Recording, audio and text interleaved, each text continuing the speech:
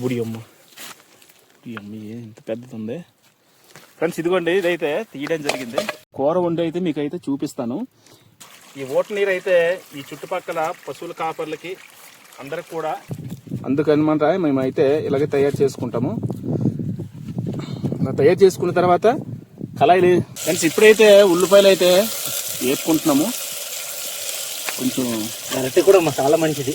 గరిటె నేచురల్ గరిటెలే రాజు అది. ఆ ఉల్లిపాయలు టమాటీలు కొంచెం అయితే ఉడికాయి. ఇప్పుడైతే మనం బొడ్డింగ్లు అయితే వేసుకుంటాం ఫ్రెండ్స్. ఇప్పుడైతే రాజు బొడ్డింగులు కూర అయితే వేయబోతున్నాడు. కూర అయితే అమోఘంగా వచ్చింది. టేస్ట్ చూసి చెప్పాలి ఎలా ఉంది. వండుకునే వంటకం ఏ విధంగా ఉందో తినైతే చూద్దాం. చెప్పలేనంత అద్భుతంగా ఉంది నిజంగానే. మనం నాటు కోడి కూర